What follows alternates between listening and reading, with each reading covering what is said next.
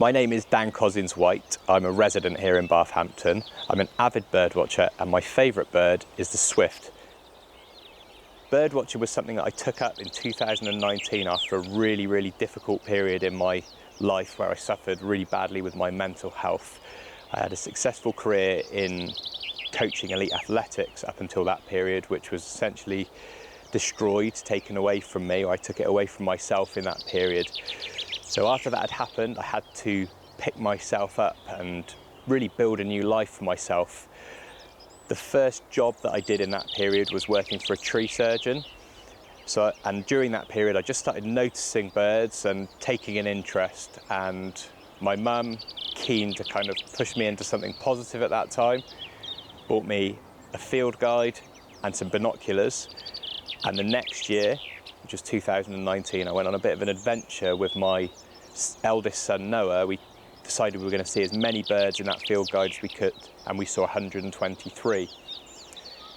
The one that really grabbed me that year was the swift. I remember the first time I saw them that year, they were flying in formation over the roofs over in Laycock, and there was just something about the way they moved, the power, the grace that I really loved. And they've also become the foundation for the business that I've built since then.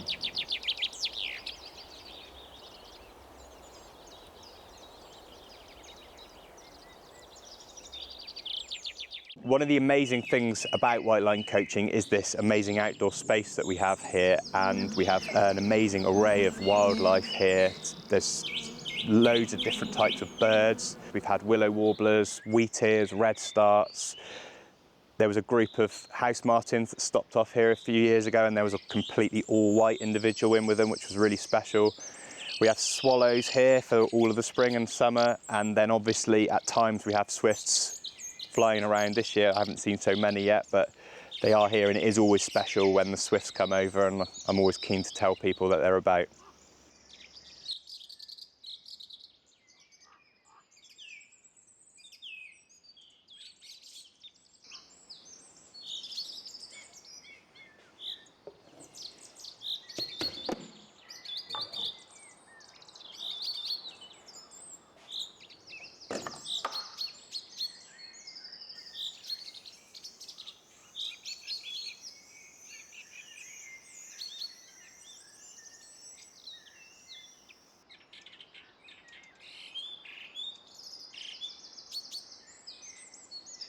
The swift is the logo for Whiteline Coaching because they're such a powerful symbol of everything that I want the people who come here and use this space to kind of be aiming at and to be.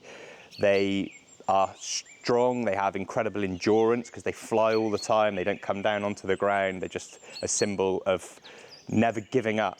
They spend their time in cohesive, tight groups and community, and obviously that's an essential part of wellness is togetherness and being with other people.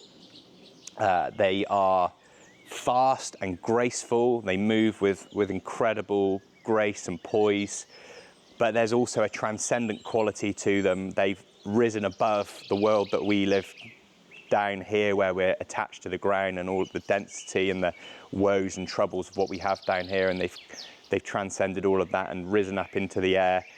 And everyone who comes here to Whiteline Coaching is trying to transcend the state that they're in at the moment, their own difficulties and troubles. So that's why swifts are such a powerful symbol for what we're trying to do here at Whiteline Coaching.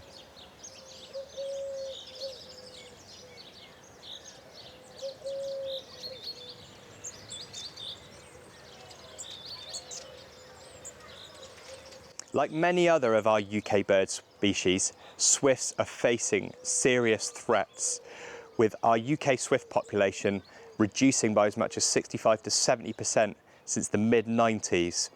The main threats that they're facing are issues that relate to climate change, the fact that the weather patterns are becoming more extreme, springs and summers can be wetter, which makes it more difficult for them to find food, the increased use of pesticides, which is badly affecting the numbers of insects that we have.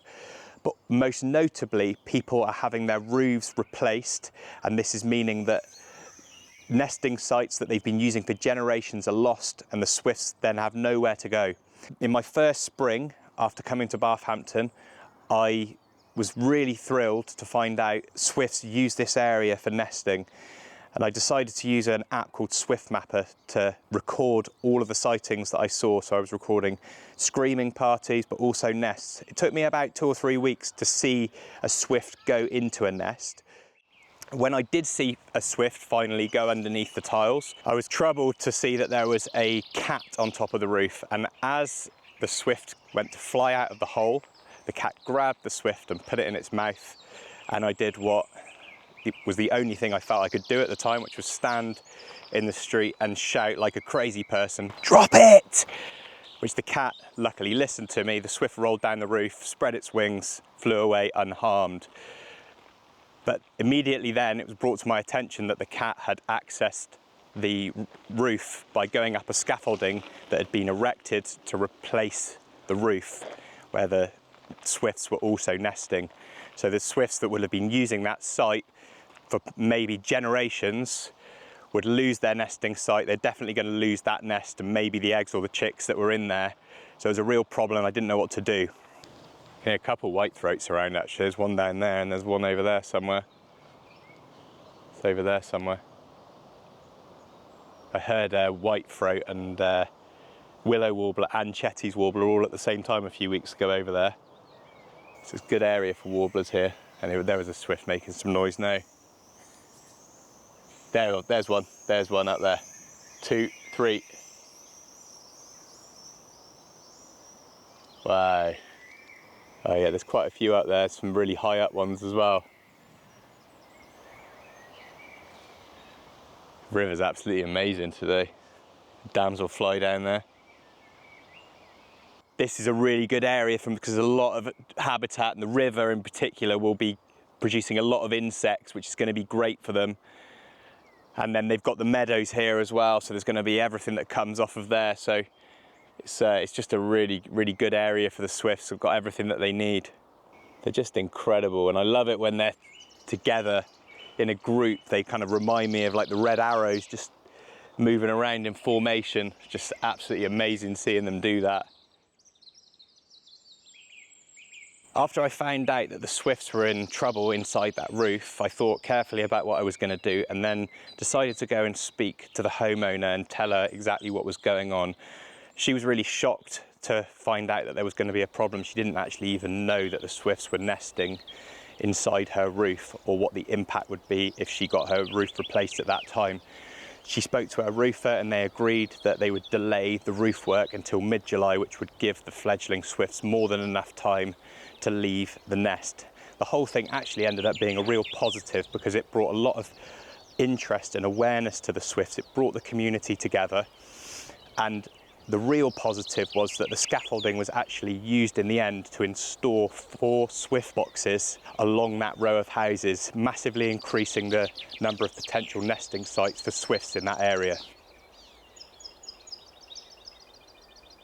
The magnificent swifts that we have here in Bathampton and the events which took place last year where we saved that swift nest are a powerful reminder that wildlife can pull a community together and also improve our well-being. Just behind me in this house, in the corner of this roof there's a swift nest. The swifts haven't been in that roof for 4 years. Some builders did some work which scared the swifts away. After 4 years, those swifts are back, showing us that if we give wildlife half a chance, it will take every opportunity it can get, and the wildlife that we love will be here for future generations.